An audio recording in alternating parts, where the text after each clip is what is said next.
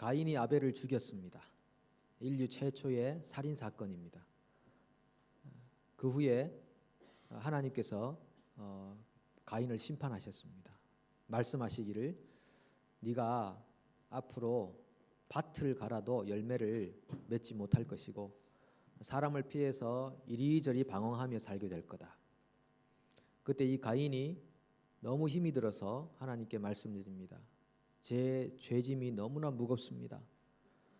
저를 만나는 사람마다 다 저를 죽이려고 할 겁니다. 이렇게 성경 공부를 할 때 이 대목에서 어떤 분들이 질문하는 경우가 있습니다. 하나님이 아담 말고도 다른 많은 사람들을 창조하셨나 봅니다.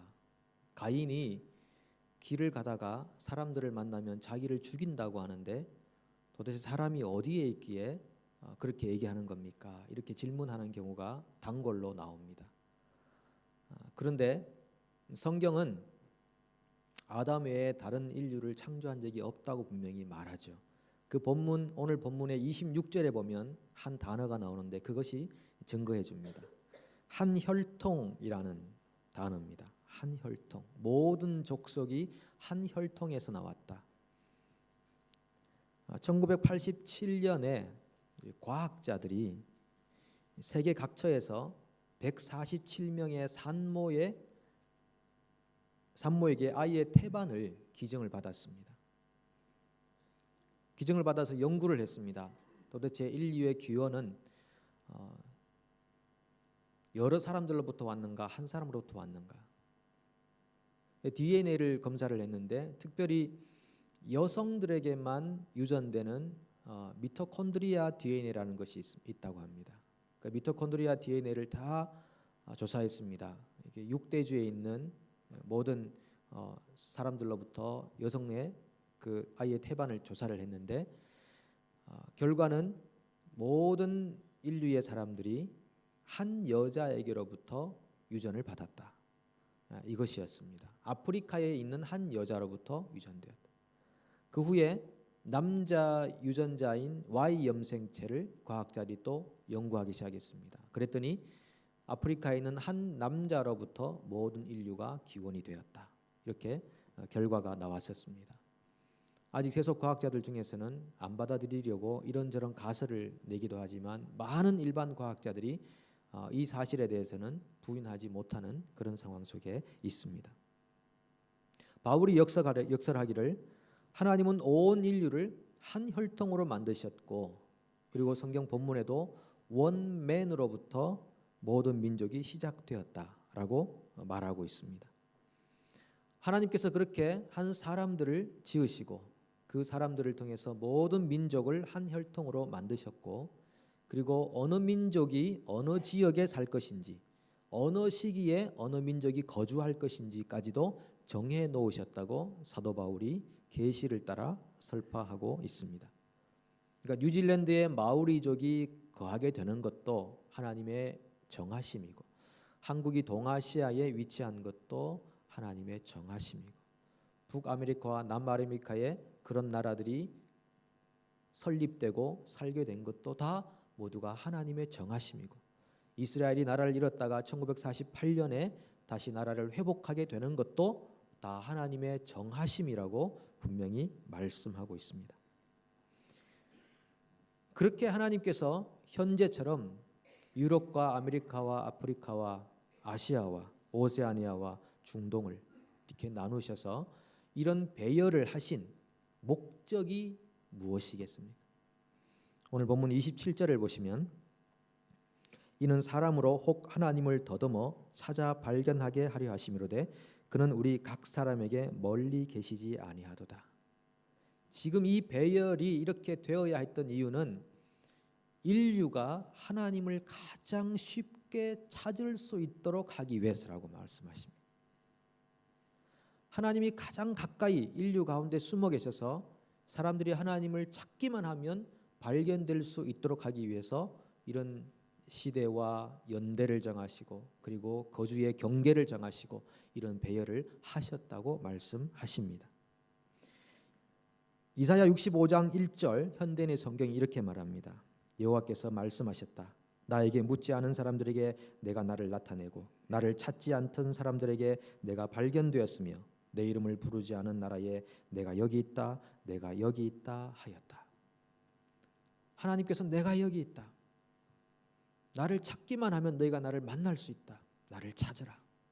이렇게 애타게 부르셨던 하나님이시라고 선지자는 강력하게 선포하고 있는 것입니다. 하나님은 모든 인류에게 자신을 열어놓으셨습니다. 마태복음 5장 45절 하반절에 보면 예수님께서 이런 말씀하시죠. 하나님이 해를 악인과 선인에게 비추시며 비를 의로운 자와 불의한 자에게 내려주심이라. 해와 비는 모든 사람에게 주신다는 것입니다. 예수를 믿든 믿지 않든 모든 사람에게 하나님이 해와 비를 주시는 거죠. 해가 떴는데 예수 믿는 사람에게만 비춥니까? 비가 오는데 예수 믿는 사람에게만 내립니까? 그렇지 않습니다. 모든 인류에게 동일하게 하나님이 여기 계시다 하시면서 해도 주시고 비도 주시는 그런 은혜입니다. 이것을 일반 은총이라고 표현합니다. 인류에 사는 모든 사람들은 하나님의 일반 은총을 받고 살고 있습니다. 왜냐하면 모두가 하나님이 처음에 창조하신 아담과 하와의 후손들이기 때문입니다. 전도서 9장 2절 이렇게 말합니다. 모든 사람에게 임하는 그 모든 것이 일반이라. 의인과 악인, 선한 자와 깨끗한 자와 깨끗하지 아니한 자, 제사를 드리는 자와 제사를 드리지 아니하는 자에게 일어나는 일들이 모두 일반이니 선인과 죄인, 맹세하는 자와 맹세하기를 무서워하는 자가 일반이로다. 모든 사람에게 모든 것들이 동일하게 일어난다는 것입니다. 부지런히 살면 돈을 모으는 것입니다.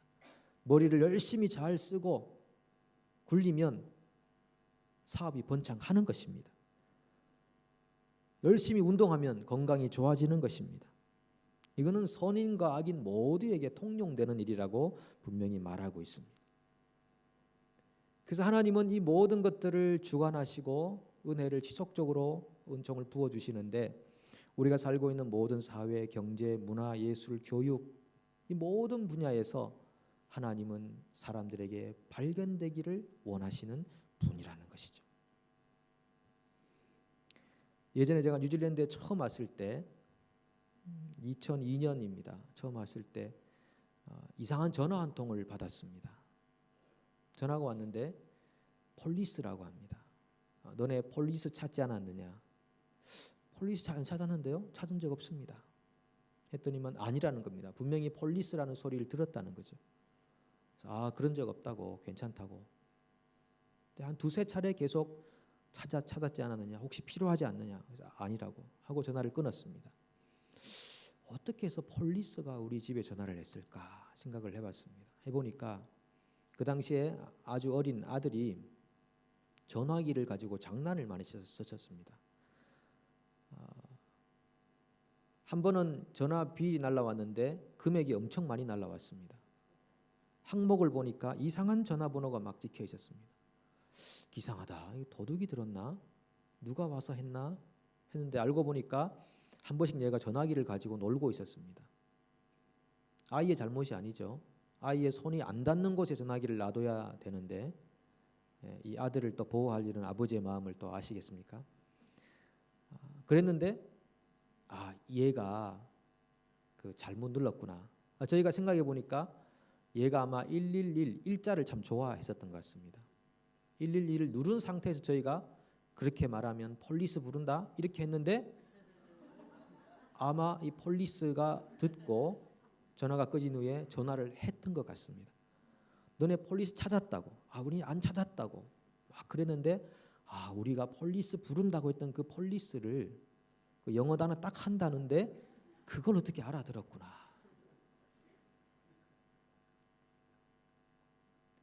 여러분, 하나님은 우리가 하나님이라고만 부르면 스스로 발견되기 위해서 가까이 계시는 분이십니다. 제가 아는 분들 중에 이런 분들 많이 만났습니다. 자기가 예수를 믿지 않을 때 길 가다가 하나님이 계시면 나와 보십시오 이렇게 말했는데 지금 그분들이 다 하나님을 예배하고 있습니다. 신자가 되었더라고요. 하나님은 너무 가까이 계셔가지고 그저 발견되고 싶어서 어린 아들하고 아빠 엄마가 숨바꼭질 때 정말 아이가 정말 못 찾도록 꽁꽁 숨으십니까? 아니면 옷자락 남겨놓고 이렇게 발견되기를 원하십니까? 아이가 못 찾아서 엉엉 울 때 그 봐라, 인생이 얼마나 힘든지 아느냐, 쉽게 찾을 수 있는 게 아니야, 열심히 노력해, 그러면서 애를 훈계하십니까? 아니잖아요. 애가 발견해서 좋아가지고 펄펄 뛰는 걸 보고 부모가 너무너무 좋아하잖아요. 하나님은 지금도 숨어 계시다고 하지만 옷자락 남겨놓으시고 온 우주 만물에 하나님의 신성을 숨겨놓으시고 비와 해를 주시면서 내가 여기 있다, 내가 여기 있다, 이렇게 말씀하시는 하나님, 그 하나님이 얼마나 우리 인간들을 기다리시고 사랑하시는 그런 인격과 또 사랑을 가지신 분이신지 우리가 오늘 이 아침에 귀하게 알아야 합니다. 25절 말씀처럼 하나님은 만민에게 생명과 호흡과 만물을 주는 분이시고 28절 말씀처럼 우리는 그를 힘입어 기동하며 살며 기동하는 존재입니다. 많은 사람들이 신적인 개념은 가지고 있습니다. 신이 계신다. 우리 한국에서도 무속적으로 부르던 이름이 하늘님이라고 하는 거잖아요.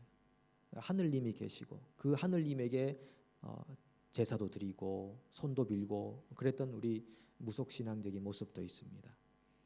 그 하늘님이 우리가 성경을 번역하면서 천주교에서는 천주님으로 번역하고 개신교회는 하나님으로 하다가 나중에 공동 번역할 때는 하느님으로 이렇게 해서 번역을 하긴 했습니다만 우리 민족 그 한국 민족 심성에는 이 하늘님에 대한 하나님에 대한 개념을 가지고 있습니다. 그런데 그 하나님을 모든 사람들이 아버지로 부르지는 않습니다.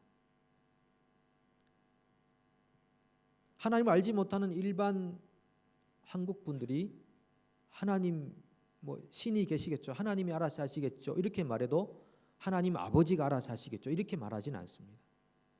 그러니까 하나님이라고 그냥 부르는 이름은 일반 은총적으로 부르는 이름일 수 있겠지만은 하나님을 아버지라고 부르는 것은 특별 은혜를 받은 사람들이 부를 수 있는 특권이라고 하는 것입니다. 그래서 예수님께서 제자들에게 기도를 가르쳐 주실 때 하늘에 계신 우리 아버지여 이렇게 기도하셨습니다. 이 구약 성경에는 하나님을 아버지라고 부르는 일이 없었죠. 그런데 예수님께서 오셔서 하나님을 아버지로 부르시는 것입니다. 하나님은 우리의 아버지시다라고 말씀하시는 것이죠. 분명 하나님은 나의 아버지는 맞습니다. 나의 아버지. 그러나 예수님께서 하늘에 계신 나의 아버지가 아니라 하늘에 계신 우리 아버지여라고 부릅니다. 하나님이 내 개인적인 아버지이신 것은 맞지만 이 나의 아버지는 우리의 아버지를 알고 이해할 때 의미가 깊어지게 되는 것이죠. 만약에 우리가 모두가 하늘에 계신 내 아버지라고만 부른다면 여기 계신 200명, 300명의 아버지가 생기는 것입니다. 그럼 아버지끼리 싸우는 것입니다. 내 아버지가 맞다, 네 아버지가 맞다 그러면서 아버지끼리 경쟁하고 또 서로 단죄하고 판단하고 그렇게 되는 것이죠. 그러나 예수님께서 하늘에 계신 우리 아버지여라고 합니다. 우리라고 했을 때 우리 모두는 그 아버지 안에서 자녀가 되는 것입니다. 같은 혈통을 이어받은 사람들로 바꾸어 주는 것이 우리 아버지라는 그 이름 안에 들어있는 것입니다. 그래서 우리 의식이라는 것은 굉장히 중요합니다. 신앙생활에 있어서.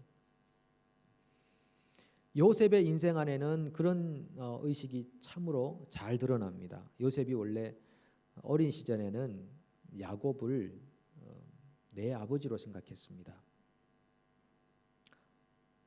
그리고 하나님도 아마 내 아버지로 생각했을 것입니다. 내 하나님으로. 그래서 자기가 스스로 잘나고 싶어 잘난 게 아니라 하나님이 계속 꿈도 주시고 또 그를 특별하게 아버지가 사랑해 주셔서 아이가 좀 눈에 띄는 존재가 되었습니다. 공동체 사회는 눈에 띄면은 별로 안 좋아합니다. 요셉이 눈에 띄는 존재가 되고 꿈을 꾸게 되고 자기가 꿈을 만들겠습니까? 하나님이 꿈을 주시니까 꿈을 꾸게 되고 그런데 문제는 요셉은 여전히 나의 하나님, 내 아버지라는 의식에만 있었기 때문에 그걸 마음껏 뽐내며 자랑을 했었습니다. 하나님은 나를 잘되게 하는 분이라는 그런 의식 속에 그가 서 있었죠. 결국 미성숙함이 그에게 있었다라고 하는 것입니다. 그것 때문에 팔려갑니다. 팔려가서 온갖 고생 다 했습니다. 13년간 종으로 살고 억울하게 누명을 쓰고 감옥에 갇히기도 하고 인생 끝난 것입니다. 깊은 감옥 속에 갇혔죠. 근데 정말 이런 인생 역전은 흔하지 않은 것입니다. 이집트의 바로가 그를 불렀고 그가 꿈을 해석하게 되고 국무총리가 됩니다. 국무총리가 되었을 때 그가 크게 깨달은 바가 하나 있습니다. 그 깨달은 바가 나중에 곡식을 구하러 온 형들과의 대화 안에서 잘 나타나는 것이죠. 어떻게 말하는가 하면 창세기 45장 7절과 8절인데 하나님이 큰 구원으로 당신들의 생명을 보존하고 당신들의 후손을 세상에 두시려고 나를 당신들보다 먼저 보내셨나니 그런즉 나를 이리로 보낸 이는 당신들이 아니요 하나님이시라. 하나님이 나를 바로에게 아버지로 삼으시고 그 온 집의 주로 삼으시며 애굽 온 땅의 통치자로 삼으셨나이다. 이 요셉이 13년간의 엄청난 그런 시련과 단련의 시간을 거친 후에 성숙해졌습니다. 그 성숙함이라는 것은 아버지가 내 아버지만 아니라 우리 형제들 모두의 아버지라는 것을 알게 된 것입니다. 하나님이 내 하나님만 아니고 우리 모두의 하나님이라는 것을 알게 된 것입니다. 만약에 요셉이 그때까지 성숙함을 배우지 못했다면 형들에게 보복했을 것입니다. 내가 얼마나 고생했는지 아느냐. 당신들이 나를 이곳에 팔아가지고 내가 원하지 않는 이민 생활을 하면서 얼마나 거칠게 살고 학대를 받고 많은 것을 빼앗기고 내 청춘을 그렇게 잃어버린지 아느냐. 그러면서 화를 내고 형들에게 복수했을 것입니다. 그런데 그는 절대 그렇게 할 수가 없었습니다. 하고 싶어도 할 수 없는 존재가 되었습니다. 왜냐하면 깨달았기 때문입니다. 하나님이 자기를 이 형제들을 살리려고 형제들의 후손을 이 땅에 살려두려고 나를 먼저 보내셨구나.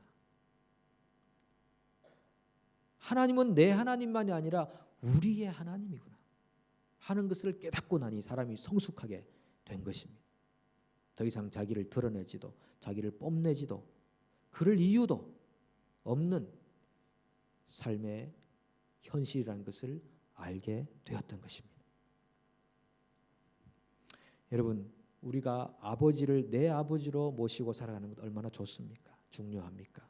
개인적인 만남입니다. 그러나 그 내 아버지의 의식이 우리의 아버지라는 의식 속에 서 있지 않으면 우리는 이기적인 신앙생활을 줄곧 하고 성숙하지 못한 삶을 살게 되고 경쟁적인 신앙으로 다른 사람을 낮게 여기고 자기를 높여가는 그런 삶을 살게 됩니다.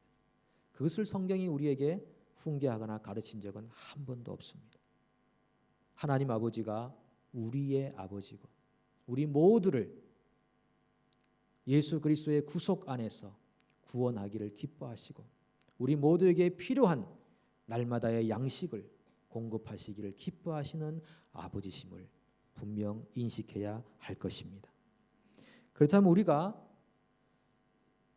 하나님의 자녀인 것이 어떻게 입증이 되겠습니까? 두 가지만 한번 생각해 보는데요. 첫 번째는 요한복음 1장 12절에 보면 여러분 잘 아시는 말씀인데 한번 암송해 보겠습니다. 영접하는 자 곧 그 이름을 믿는 자들에게는 하나님의 자녀가 되는 권세를 주셨으니. 하나님의 자녀, 어떻게 하나님의 자녀가 되는 건가? 이것도 어떤 의미에서의 단계가 있습니다. 첫 번째 단계는 영접하는 자, 예수님을 내 인생의 주인으로 모시는 자, 그런 사람들에게 하나님의 자녀가 되는 권세를 주신다. The right or power 이렇게 표현되어 있습니다. 권리를 주신다. 하나님의 자녀라고 하는 권리를 주시겠다라고 합니다. 여러분, 왕의 아들이 갖는 왕자가 가지고 있는 권리를 아십니까? 왕자 안 해보신 분들은 잘 모를 겁니다. 왕자인 사람들만 알 수 있는 엄청난 권리가 있습니다. 대기업의 회장의 아들인 분이 계십니까? 회장의 아들만 알 수 있는, 누릴 수 있는 엄청난 권리가 있습니다.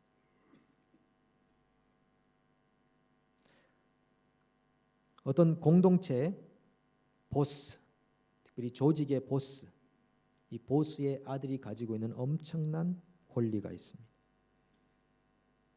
히브리서 11장 1절 이렇게 말합니다. 믿음은 바라는 것들의 실상이요. 이 실상이라는 말은 원래 권리 증서라고 하는 말로 번역됩니다. 믿음은 바라는 사람들의 바라는 것들의 권리 증서다. 내가 이걸 요구할 수 있는 권리가 있다. 이것이 믿음이라고 하는 것입니다. 그러니까 하나님의 자녀가 되면 권리가 있다. 권세를 가진다.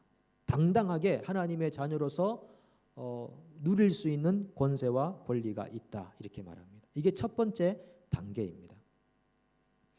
여러분, 탕자의 아버지를 한번 생각해 보시기 바랍니다. 탕자가 모든 재산을 허비하고 이제 아버지께 돌아가야 되겠다 생각하고 달려옵니다. 아직 거리가 먼데 라고 봅니다. 거리가 먼데 아들이 아버지를 알아본 게 아니고 아버지가 아들을 알아챘습니다. 남루한 옷을 입고 냄새나는 모습으로 오지 않겠습니까? 아버지가 달려갑니다. 유대 사회에서는 아버지가 뛰어가는 일이 없습니다. 그런데 이 아버지는 달려갑니다. 아버지가 아들을 맞이하기 위해 목을 안습니다. 키스합니다. 유대인의 탈무드에 보면 이런 말이 있습니다. 우리가 하나님께 1보 전진하면 하나님께서는 100보 달려오신다. 마치 그런 것처럼 아들이 한 보 갈 때 아버지는 100보를 달려오는 것입니다. 달려와서 아들을 안고 키스를 해줍니다. 그런데 제가 이 본문을 다시 보면서 어떤 걸 생각했냐면요. 아들이 아버지를 만나러 가기 전에 대사를 연습합니다. 내가 아버지 만나면 이렇게 말해야지.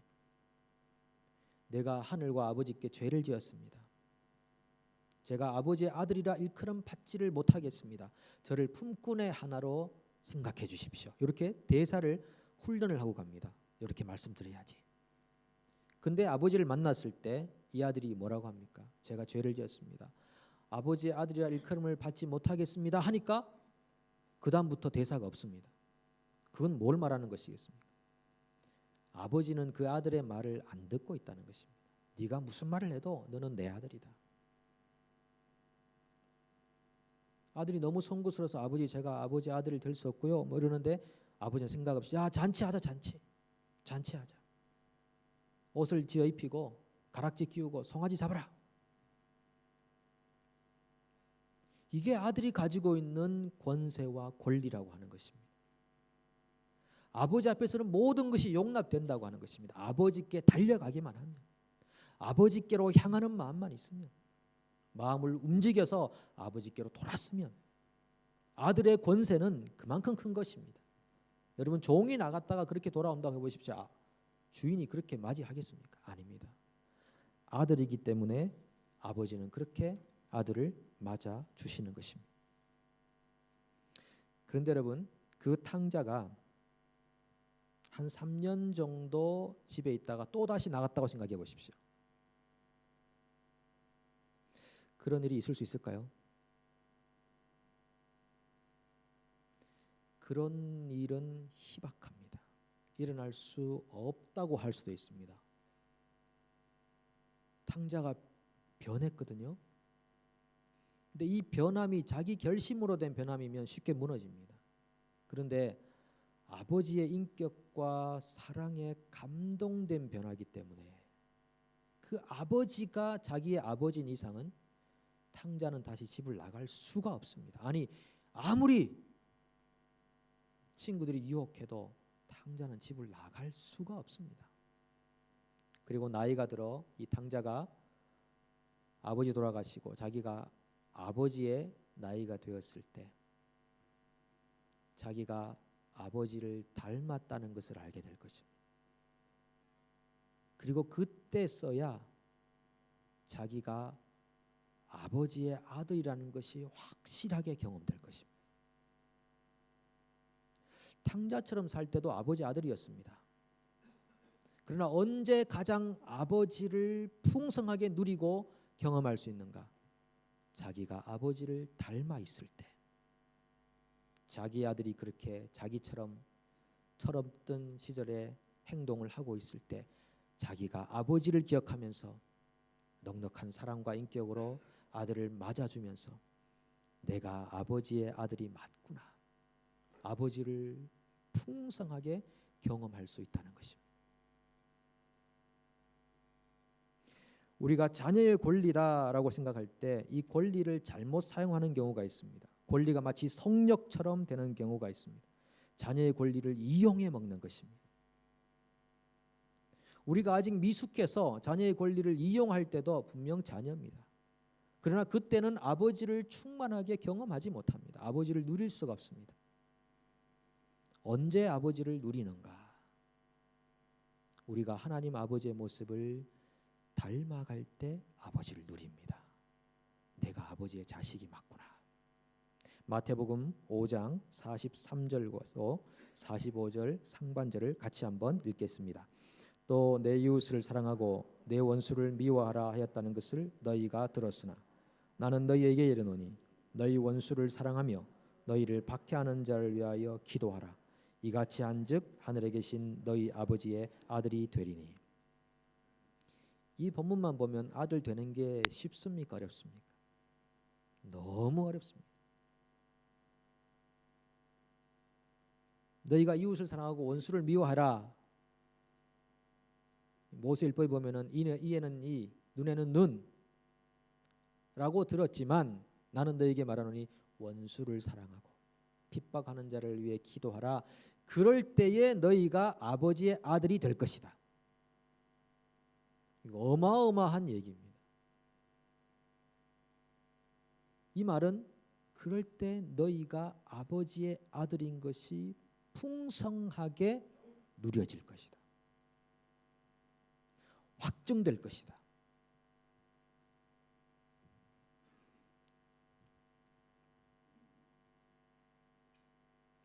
우리가 예수님을 영접하고 자녀의 권세를 받았지만 얼마나 탕자처럼 사는 일들이 많습니까? 그 권리를 이용해 먹는 일이 얼마나 많습니까? 그때도 하나님 우리를 기다리시는 것입니다.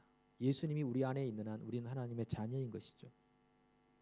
그런데 우리가 회개하고 매일같이 회개하고 아버지의 인격과 사랑에 감동되고 변화되면 될수록 원수를 사랑하고 핍박하는 자를 위해 기도하는 자리로 가게 됩니다. 나 혼자의 힘으로가 아니라 아버지의 사랑과 인격 때문에 그렇게 변화되어 갑니다. 변화되어 가면 갈수록 우리가 1% 변하면 주님은 100% 우리에게 다가오시는 것입니다.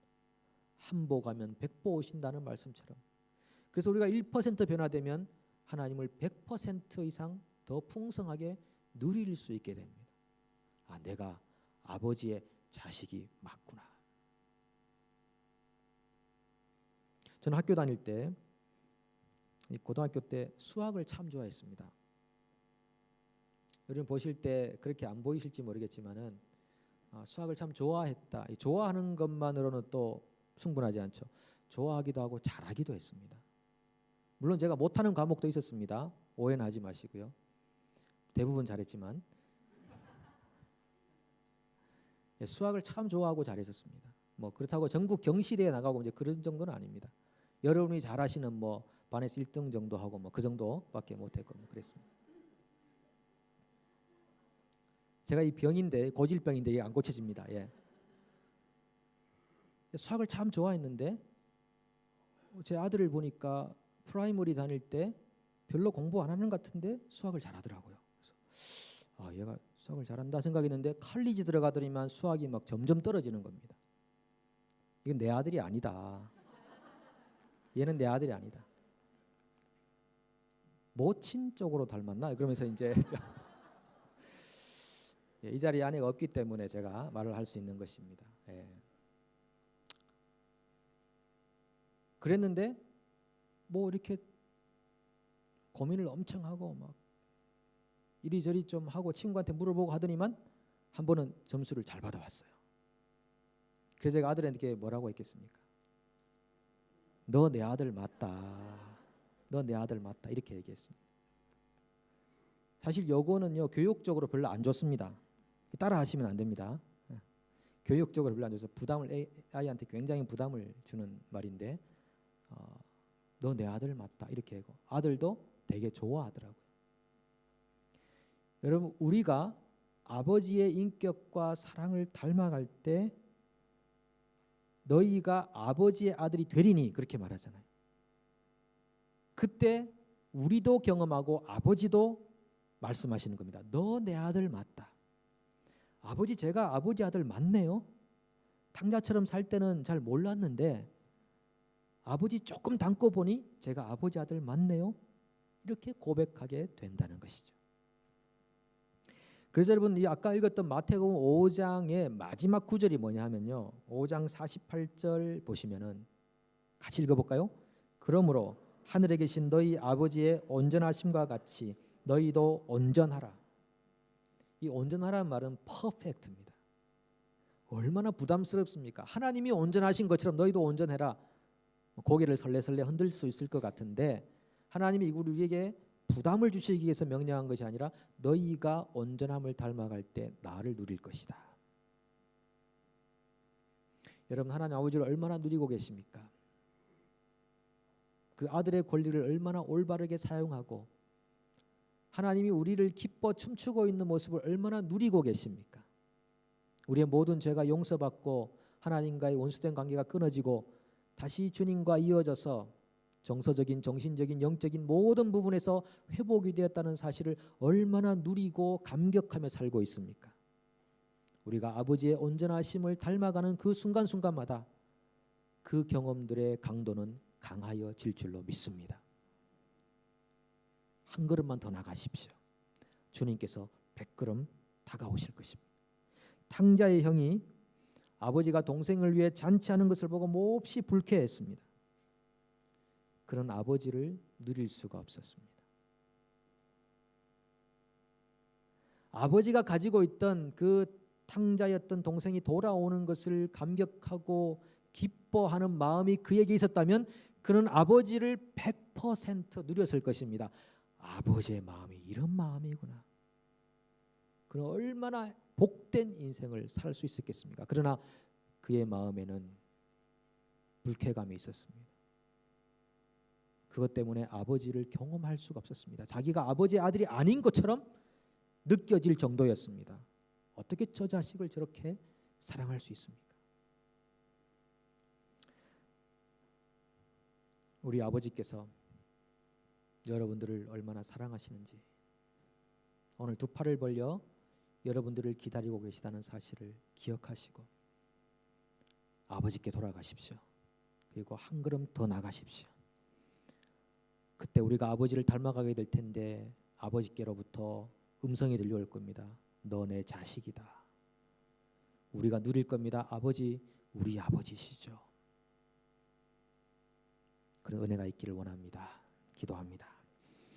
하나님 아버지